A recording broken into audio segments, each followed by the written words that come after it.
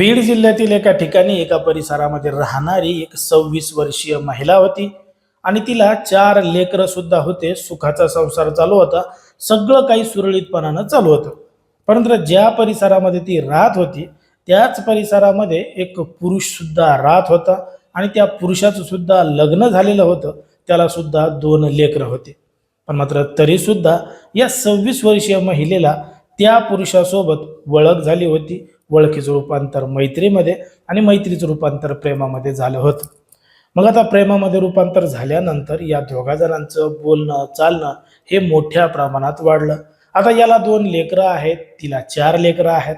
त्या दोघा जणांनी या कोणत्याही गोष्टीचा विचार केला नाही आणि दोघांनी एक सोबत राहायचा निर्णय घेतला. आणि अखेर एक दिवस घडलं होतं एक धक्कादायक प्रकरण, धक्कादायक घटना.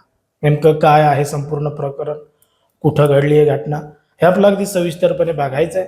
पण जर तुम्ही अजूनही आपलं चॅनल सबस्क्राईब केलं नसाल तर लगेचच करून घ्या आणि बाजूला असणाऱ्या बेल नोटिफिकेशनला सुद्धा ऑन करायला विसरू नका. आता ही जी संपूर्ण घडलेली घटना आहे ती आहे बीड जिल्ह्यातील केज तालुक्यातील युसूफ वडगाव पोलीस ठाण्याच्या हद्दीमध्ये घडलेली संपूर्ण घटना आहे. आणि या ठिकाणी या परिसरामध्ये राहणारी एक 26 वर्षीय विवाहित महिला आहे, लग्न झालेलं आहे आणि तिला 4 लेकरं सुद्धा आहेत. सुखाचा संसार सुरू आहे, सगळं काही सुरळीतपणानं चालू होतं. पण मात्र तरी सुद्धा त्याच परिसरामध्ये राहणाऱ्या एका 2 लेकराच्या बापावर या महिलेला प्रेम आलं होतं आणि त्या पुरुषाला सुद्धा या महिलेसोबत प्रेम झालं होतं. आता दोघा जणांचे सुद्धा सुखाचे संसार आपापल्या पद्धतीनं चालू होते.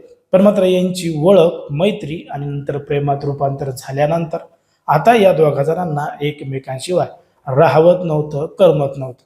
मग यांचं बोलणं चालणं हे मोठ्या प्रमाणात वाढल्यानंतर या दोघा जणांनी थेट पळून जाण्याचा निर्णय घेतला आणि दोघं जण गावामधून थेट पळून गेले. त्यांनी त्यांच्या लेकरा बाळाचा सुद्धा विचार केला नाही. पण मात्र ती जी महिला आहे त्या महिलेनं 3 लेकरांना घरी सोडून 1 लेकरू सोबत घेतलं, त्या प्रियकरासोबत गेली आणि फरार झाली.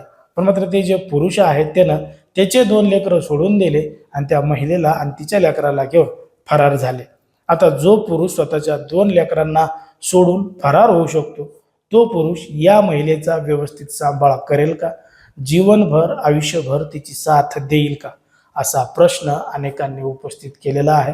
आणि सध्या विवाहबाह्य संबंधाचं प्रमाण कशा पद्धतीनं वाढत चाललंय आणि काय वाढत चाललंय हे तुम्हाला या संपूर्ण प्रकरणावरून लक्षात आलेलं असेल. आता दोघांचे सुद्धा लग्न झालेले होते, सगळं काही सुरळीतपणे सुरू होतं. पण तरी सुद्धा त्यांनी एवढा मोठा निर्णय कसा काय आणि का घेतला असेल असाच प्रश्न अनेकांना पडलेला आहे. आता नेमकं या संपूर्ण प्रकरणामुळं तुम्हाला काय वाटतं ते तुम्ही अगदी स्पष्टपणे कमेंटमध्ये सांगा. कारण की कोणाच्याही भावना दुखवणं, कोणाचंही मन दुखवणं हा आपला उद्देश नाही. समाजामध्ये जे घडतंय आणि मीडियामध्ये जे दिसतंय तेच सांगायचं काम आपण या ठिकाणी करत असतो. लोकांना सावध आणि सतर्क राहण्याचं सुद्धा आवाहन करत असतो.